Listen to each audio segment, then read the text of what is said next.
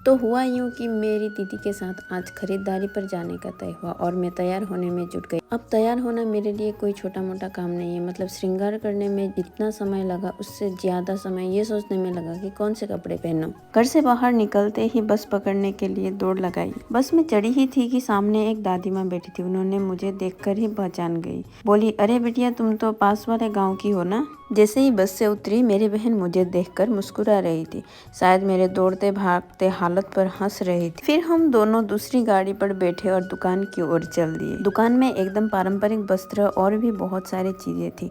दीदी ने मानो ठान लिया था कि दुकान का आधा सामान अपने साथ लेकर जाएगी। दुकान वाले भैया इतने अच्छे थे कि हमें गाड़ी तक छोड़ने आ गए। भैया को विदा कहकर हम लोग वहाँ से निकल गए। अब भूख ने दस्तक दे दी। एक अच्छे भोजनालय तक पहुँचे। जैसे ही हमारा खाना आया और खाया तो भूख का सारा गुस्सा मानो मिठास में बदल गया।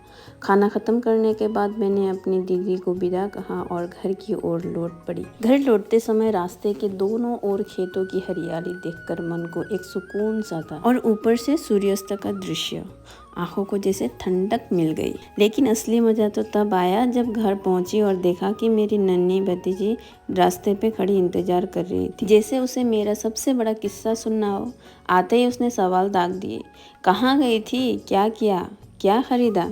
तो मैंने भी उसे पूरा हाल सुनाया। फिर दोनों हंसते मुस्कुराते घर के अंदर चले गए।